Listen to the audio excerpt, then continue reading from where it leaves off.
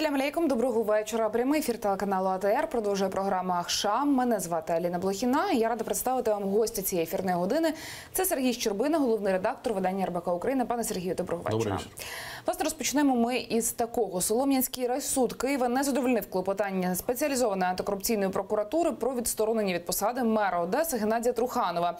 У коментарі журналістам Труханов зазначив, що після рішення суду планує повернутися в Одесу для виконання своїх обов'язків. Нагадаю, що 13 лютого детективи НАБУ під процесуальним керівництвом прокурорів спеціалізованої антикорупційної прокуратури повідомили Труханову про підозру у розтраті майна шляхом зловживання службовим становищем. До того ж, під час здійснення слідчих дій у тому самому кримінальному провадженні було затримано ще 3 осіб. 14 лютого мера Одеси затримали у аеропорту Бориспіль і вручили підозру. Пізніше стало відомо про затримання заступника мера Павла Вугельмана. 15 лютого суд відпустив Труханова на поруки нардепа від блоку Петра Порошенка Дмитра Голубова. Перед цим під будівлею суду сталися сутички.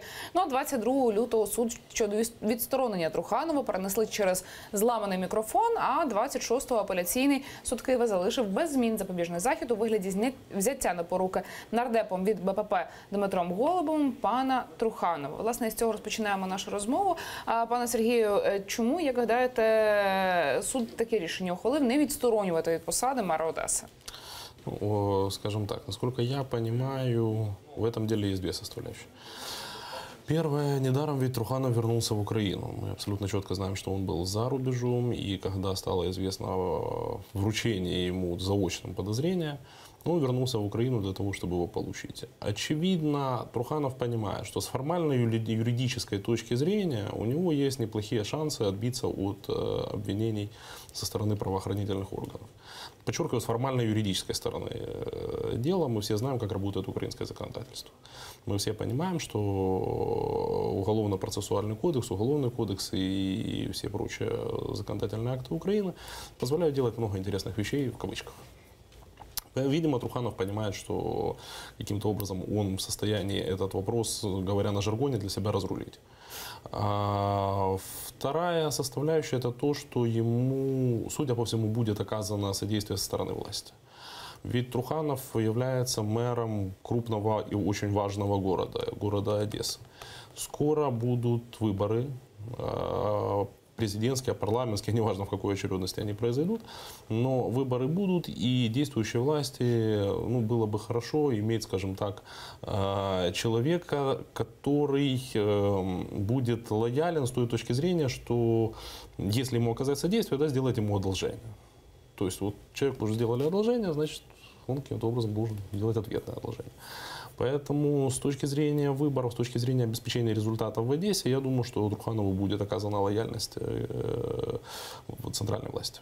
А хто і кому, власне, про які послуги ми зараз говоримо? Тобто Труханов повертався в Україну, вже знаючи, що, вочевидь, розуміючи, що буде це провадження, будуть судові засідання, але почувався у безпеці. Тобто питання у тому якраз, з ким ці домовленості були у пана Труханова, хто дав йому гарантію, скажімо, такої безпеки певної? Это не вопрос, я думаю, что это неправильная постановка вопроса с точки зрения гарантии безопасности. Я думаю, что это, скажем так, некая услуга для того, чтобы Труханов ощущал себя должным. То есть я даже почему-то думаю, что никто ни с кем, в общем, так особо и не договаривался. Просто то, что происходит вокруг его суда, это вполне вписывается в канву оказания определенной услуги для того, чтобы во время избирательной кампании рассчитывать на определенную ответную услугу. То есть я сильно сомневаюсь, что там кто-то с кем-то созванивался, о чем-то говорил. Но очевидно, что такое влияние имеет только президентская вертикаль в Украине для того, чтобы кому-то так посодействовать. Як надалі будуть, на вашу думку, розвиватися події? От Труханов в Одесі буде займатися, власне, виконувати свої посадові обов'язки. Чи не відкидаєте ви такої можливості, що Труханов може поїхати знову ж таки у якесь відрядження або у якусь довготривалу відпустку? Я думаю, что он бы не возвращался. Я думаю, что если он сюда вернулся, он понимает, что и без оказанных услуг он, в принципе, в состоянии этот вопрос урегулировать. Тем более, что, давайте будем справедливы, мы видели не одно дело НАБУ громко, по которому задерживали достаточно громких людей. Я прошу прощения, обвинительный приговор есть по кому-то?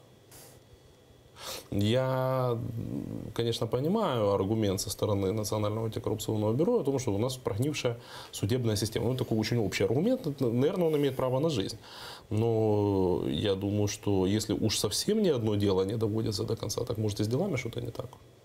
То есть не вопрос в том, что НАБУ как-то не так работает. Вопрос в том, что, ну, точнее в этом, но с другой стороны, есть у многих юристов объективное сомнение в квалификации следователей, которые ведут эти дела. Насколько грамотно они их ведут, насколько полно производится расследование, насколько это достаточно для того, чтобы кого-то осудить. По многим делам есть объективные вопросы у юристов. А с другой стороны, мы понимаем, что обвинения НАБУ, они не безосновательны. То есть это не с потолка взятые вещи. Эти вопросы, в принципе, имеют право на жизнь и не являются какими-то надуманными. Эти вопросы правильно. Насколько квалифицированно эти вопросы задаются и насколько квалифицированно на эти вопросы находятся ответы, вот тут вопрос. Поэтому я думаю, что это комплекс факторов. И то, что в украинских судах можно решить любой вопрос. И то, что дела не до конца профессионально ведутся. И то, что украинское законодательство позволяет делать многие, повторюсь, в кавычках, интересные вещи. Это порождает в том же Труханове определенную уверенность. Ну и плюс услуги со стороны центральной власти. А яку послугу під час виборчої кампанії, ну, як гадаєте, буде надавати Труханов комусь? Лояльность местной власти – это на выборах всегда один из важнейших вопросов. Это админресурс, это определенная помощь. Ведь избирательная кампания – это целый процесс, да? Встречи с избирателями надо проводить? Надо проводить. Агитацию размещать надо, на рекламных площадях надо. Это целая инфраструктура, это целая сеть по всей стране, по которой происходят эти выборы. И когда местная власть в лице администрации большого города лояльно смотрит на какие-то вещи, где-то поможет рекламной площадью, где-то поможет помещением для проведения встречи с избирателями, где-то обеспечит, не хочется говорить там уж совсем плохие вещи, но где-то и результат может помочь обеспечить. Разные ведь ситуации мы видели на украинских выборах, да, и по-разному эти выборы проходили. Поэтому ответная услуга может быть. Тобто це кругова порука, фактично, яка замкнеться під час виборів? Ну, у нас вся власть круговая порука, по большому счету. Но у нас это, к великому сожалению, это украинскую мову усталая практика. То есть так происходит много лет, так происходит на любых выборах. При этом выборы-то у нас, в принципе, проходят достаточно честно. Все западные наблюдатели говорят о том, что вопросов нет. Они отражают картину волеизъявления. Но всегда есть же тонкости. Да? Всегда хочется провести как-то и подешевле кампанию, и как-то поудачнее, чтобы произошли там какие-то вещи. Поэтому есть чем помочь. Ще до однієї теми хотілося перейти. Власне, Генеральна прокуратура України має документи, які засвідчують, що колишній народний депутат Олександр Шепелєв може бути агентом ФСБ. Таку, власне, заяву зробив генеральний прокурор Юрій Луценко. Надалі цитую: «У нас є документи про те, що він у своїх свідченнях підписується як громадянин ДНР. Є копії, які доводять, що він агент ФСБ. Ці матеріали ми отримали через адвокатів потерпілого за нашими справами, які є стороною процесів у Росії. Копії офіційно зняті адвокатами з тих справ долучені до наших матеріалів. Саме тому, пане Шепелєва, з'явилася ще стаття 110 «Зрада батьківщини», сказав Луценко. І додав, що тепер порушено також кримінальну справу за фактом побиття Шепелєва невідомими особами, і він перебуває у неволі. Наразі слідство чекає його показань. От персона пана Шепелєва, пане Сергію, що вам про нього відомо? І от, власне, пов'язування його із ФСБ, наскільки вам видається ця версія правдоподібною, власне? Ну, смотрите, давайте по порядку. Господину Шепелеву, насколько мне известно, инкриминируется чуть ли не половина Уголовного кодекса Украины. Начиная от измены Родине, там только 3 дела по 115 статье по убийству, покушению на убийство. Помимо этого есть финансовое преступление. Помимо этого у него есть побег. Ведь его уже выдавали из Венгрии в Украине. Его преследование происходит с 2012 года. То есть это целая история. Он бежал из Украины, находился в Европе, его задержали в Венгрии. Венгрия после Майдана выдала его Украине. В Украине он сбежал из-под стражи вместе с конвоиром, оказался на территории России. Потом Матюгос публиковал какие-то документы по Шепелеву. Мне сложно оценивать вот вопрос ФСБ, не ФСБ. Я, честно говоря, не владею вопросом, кто там кому агент. Но так, с точки зрения обывателя, я прекрасно понимаю, что вряд ли в России кто-то сидит просто так. Да, то есть, ну, сидит не в смысле в тюрьме, а в смысле находится на территории, когда где-то против него есть преследование. Значит, я далек от мысли, что это происходит по доброй воле Москвы. Мне кажется, что так не бывает, даже когда Москве очень надо. Мне кажется, что какие-то элементы сотрудничества, наверное, Москвой как минимум предлагаются. И поэтому я думаю, что, в принципе, следствие должно, в принципе, серьезно изучить эту версию. Потому что, насколько мне известно, в России, во всяком случае, это есть и публичная информация, Шепелев выступал с видеообращениями, в которых критиковал определенных представителей украинской власти. Это и генеральный прокурор, это и секретарь СНБО. Пытался уличать их в некой коррупции, в неких преступлениях. Ну вот опять же, с точки зрения практики Москвы и ФСБ, мне кажется, что, наверное, им это было интересно. Наверное, им было интересно получить от Шепелева определенную информацию. Но опять же, я абсолютно точно знаю, что в декабре месяце прошлого года в России он был объявлен в розыск самими же русскими. Находился он там достаточно долго, с 2014 года, вот, по конец 2017. Из чего я делаю вывод, что, наверное, у Шепелева есть слова, но вот если у него фактаж и доказательства этих слов, это вопрос. Потому что если бы он был носителем серьезного компромата, я бы сомневаюсь, что русские позволили бы ему покинуть территорию России. Поэтому мне кажется, что слов-то было сказано много, а вот если там что-то конкретное, сомнительно. А мотивацию Шепелева я хорошо понимаю. То есть его русские объявили в розыск, ему вменили серьезную статью, дачу взятки на территорию России. Понятно, что не сегодня-завтра его закрыли бы в какое-нибудь Лефортово в Москве. Ну, если выбирать между СИЗО в Киеве и Лефортово в Москве, ну, понятно, что лучше уже ехать в Киев, потому что в Лефортово там никому ничего не интересно. А в Киеве есть варианты, будет суд, будет следствие, это будет публичный процесс. Ну, на что в России, в общем, рассчитывать не приходится. Поэтому мотивацию Шепелева, его появления здесь, в общем, я хорошо понимаю с этой точки зрения. Более того, я думаю, что сейчас будет попытка, и мы уже видим там определенное заявление, привнести в этот открытый процесс Шепелева в Киеве определенный вот такой политический момент, что он там может начать говорить о разных всяких вещах, у Тимошенко, у Турчинове, у Луценко, ну, наверное, у Тимошенко в первую очередь, как бывший член фракции блока Юлии Тимошенко.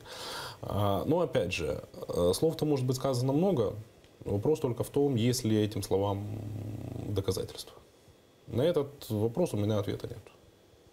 А чи є у вас відповідь на питання, власне, ось ця загадкова історія з побиттям, із зламаною щелепою і носом, власне, кримінальне провадження відкрили, але, зрештою, чи знаходите ви для себе відповідь, де і хто міг завдати тілесних ушкоджень Шепелеву?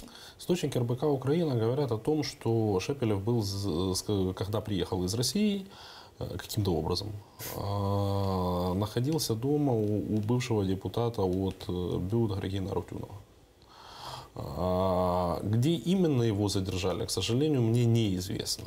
Но судя по тому, как Шепелев выглядит, видимо, задержание было достаточно энергичным, скажем так.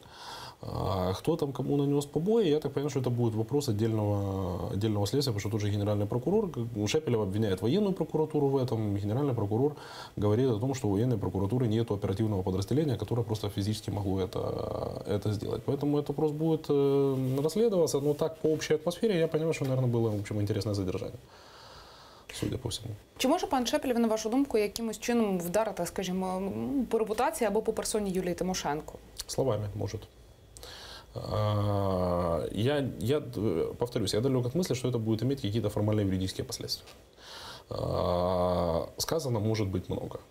Насколько это будет, ну тут опять же, понимаете, ну словами, ну будет сказано, ну там начнет он обвинять в чем-то Тимошенко. например, рассчитывая на, опять же, некие услуги со стороны центральной власти, которая может быть интересно публичное, скажем так, противостояние с Тимошенко. Теоретически это может быть. С другой стороны, я уже вижу, как это будет. Там выходит Юлия Владимировна и говорит: нет, подождите, там уголовных дел, да, там только по убийству 3 штуки. Не считая измены Родины, так кого вы слушаете? Ви ж самі сказали, що він працює на ФСБ. Тобто Шепелєв настільки дискредитований, що дискредитувати когось ще буде складно. Выходит генеральный прокурор и говорит, что он агент ФСБ, и поэтому у него измена Родине. Ну, давайте он кого-нибудь в чем-нибудь обвинит. Как это будет выглядеть? Зрозуміло, що дивно. Ну, странно. Ну, поэтому я не очень верю, что это получится. Ще хотілося б згадати те, що чергова велика прес-конференція президента Петра Порошенка завтра відбудеться. І, пане Сергію, якраз запитання, як гадаєте, про що найбільше будуть питати журналісти? І чи зробить, зрозуміло, що всі цитати президента ЗМІ розтягають якраз безпосередньо на цитати. Звичайно, буде багато чого сказано, як це робиться кожного разу, але чи буде щось нове у його словах? Ну, знаете, это надо, конечно, спрашивать у Петра Алексеевича, что он хочет завтра нам сказать. Судя по поспешности объявленной пресс-конференции, сказать что-то есть. Что это будет, гадание на кофейной гуще не готов. Дело все в том, что самое большое количество вопросов, конечно, мне бы кажется, касалось процесса переговоров с Народным фронтом о создании единой партии, об информации, о возможном, скажем так, возможной кампании о дискредитации и увольнении премьер-министра. О том, что есть вероятность проведения, как об этом говорят политики, досрочных парламентских выборов осенью этого года. То есть, мне кажется, что вопросы должны быть более в политической плоскости, в плоскости того, как, когда и с кем мы пойдем на выборы. То есть, я думаю, что вокруг этого будет. Чи є, за вашими відчуттями, у президента козир у рукаві якийсь? Якщо раніше, знаєте, до прикладу, можна було апелювати тим, що безвіз, ми отримали досягнення, то зараз є якісь козири, яким можна буде, скажімо, задобрити аудиторію? Я взагалі не дуже розумію, чим Петру Олексійовичу йти на президентські вибори, вот чесно. Я сам для себя пытался найти ответ на этот вопрос. Без виз не сработает.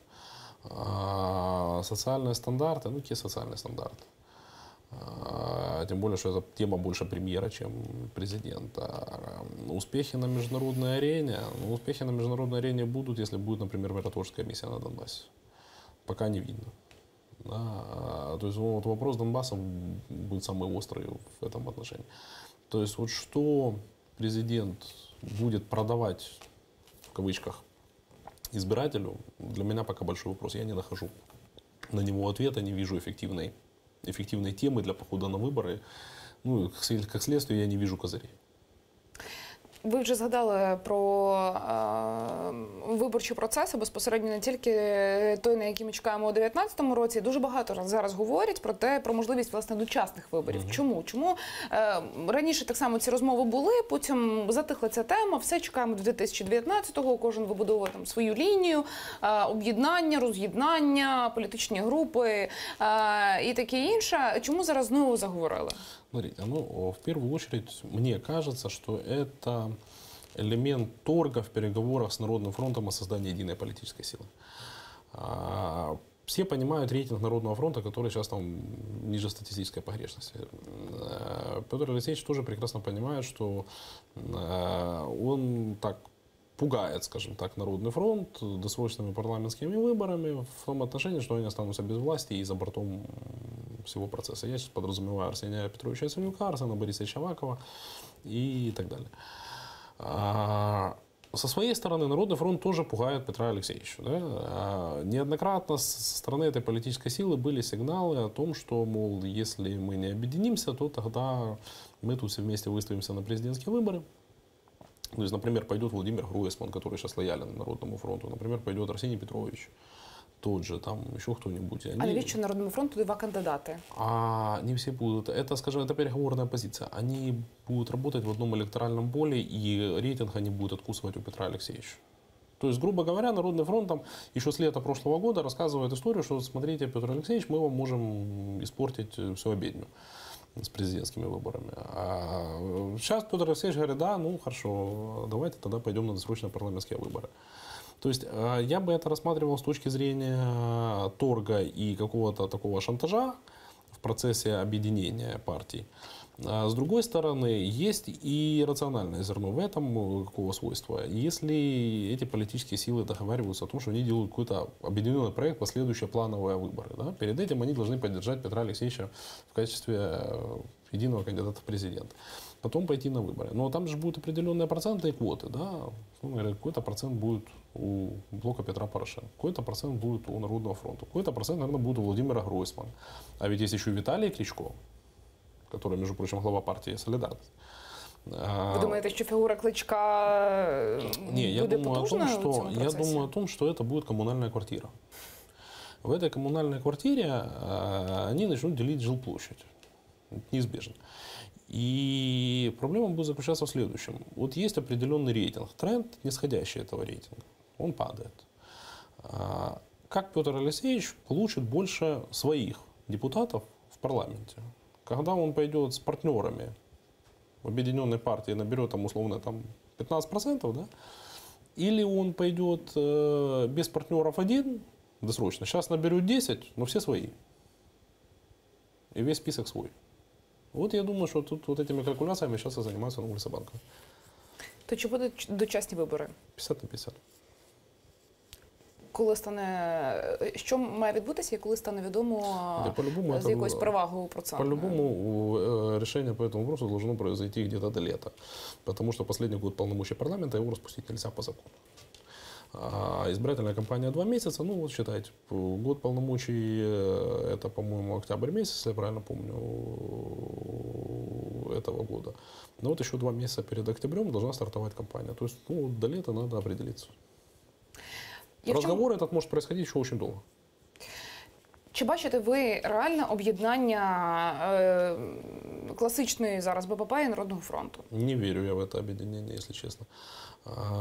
Объясню почему. Насколько мне известно, там рассматриваются варианты четко квотного принципа. То есть по квотному принципу поделить список, по квотному принципу поделить политцвет и даже по квотному принципу поделить региональные осредки, региональные ячейки. Ну, чем это закончится, в общем, все понимают, да, это закончится конфликтом. И я прекрасно помню ситуацию, когда пытались объединяться наша Украина и блок Юлии Тимошенко когда-то. В этом лагере постоянно шли какие-то объединительно-разъединительные процессы, никогда они не приходили к единому знаменателю. Я не очень верю в то, что это получится очередной раз, и я думаю, что амбиции и взаимное недоверие, в общем, будут превалировать в этом разговорі. Наскільки сильними є політичні амбіції Володимира Гройсмана? Чи бачите ви у ньому бажання зараз йти на президентські вибори, чи він задовольниться парламентом? Ну, сегодня Владимир Борисович выступил с громким заявлением о том, что он пойдет на парламентские выборы. Я думаю, что это заявление мимо ему не пройдет. Що ви маєте на увазі? Я имею в виду отношения с президентом Петром Порошенко. Вони вже і так зіпсовані. Они и так испорчены, ну зачем же это окончательно портить все. Поэтому Владимир Борисович серьезные амбиции. Владимир Борисович видит себя политиком общенационального уровня. И, в принципе, конечно, я понимаю, наверное, тех технологов, которые говорят о том, что ему, возможно, целесообразно сходить на президентские выборы. Понятно, что не с целью их выиграть, а с целью засветиться в качестве самостоятельного политика. Примет ли он такое решение, будет зависеть от множества факторов. Но я думаю, что такой вариант рассматривается. А уж про парламентский Владимир Борисович сегодня сам сказал, что пойдет. Пане Сергію, я вам дякую за розмову і дякую вам Спасибо. за візит до нашої студії. Сергій Щербина, головний редактор видання РБК України, був гостем цієї ефірної години. За 5 хвилин прямий ефір телеканалу АТР продовжить прайм із Османом Пашаєвим. У гостях буде Ерфан Кудусов, громадський діяч, переселенець із Криму. Залишайтеся разом із АТР. Я прощаюся з вами до завтра і бажаю тільки хороших новин.